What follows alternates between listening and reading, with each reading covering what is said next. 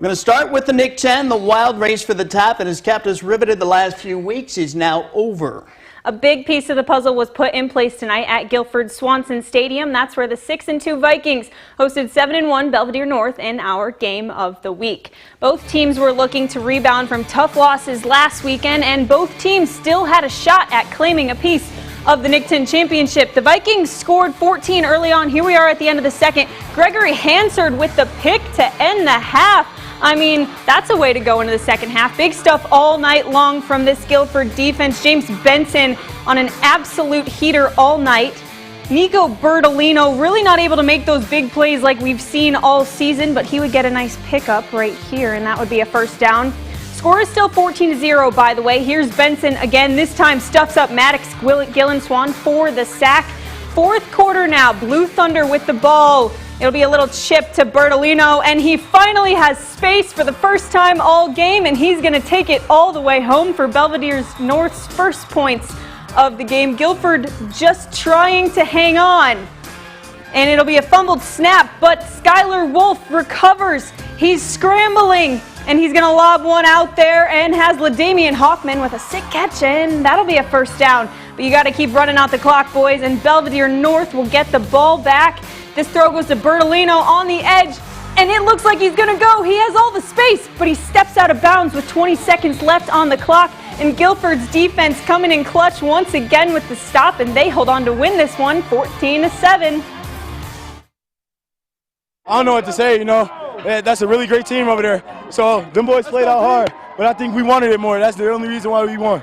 Our O-line, our D-line, they're both probably the most physical lines in the Nick 10, and it's just crazy to think that we're finally 7-2. They're a heck of a team and a heck of a program. This is the gold standard of the Nick 10, man. And just to be able to come here and fight like we did like last week, but now come on top, that's huge for us. Let's welcome in our gold standard in the Nick 10, right? Our analyst, Tim Bailey. Tim, you had a front row view of this game today on the field, and you heard Coach Cap say it right there, that this team fought so hard, and more specifically, his defense, once again, the main driver in this win. Absolutely. He said it right. I mean, defense came up big for Guilford tonight. No one really ever talks about the defense as they should. Offense gets all the shine. But defensively, what Guilford actually showed tonight was phenomenal. They showed a lot of zeal. They showed a lot of grit. They flowed well to the football.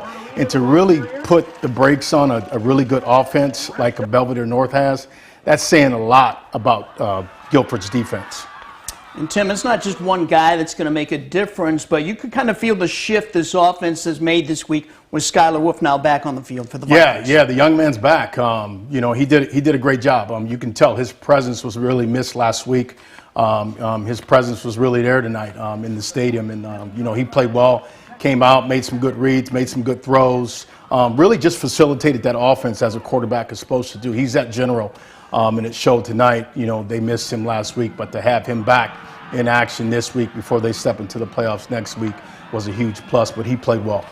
And Belvidere North really not able to move the ball tonight, which hurt them, but I think it was the turnovers that cost them more in this game. Yeah, the turnovers. I mean, in the first half, Guilford caused 4 turnovers, which really cost Belvidere North. And, like I said before, I mean, the way Belvidere North's defense flowed tonight to the ball, I'm not surprised that they created these types of turnovers, but Belvidere North just really couldn't get that offense to click. They didn't really go to Bertolino like they probably should have in the first half. I think he only touched the ball like twice in the first half compared to what he did in the second half.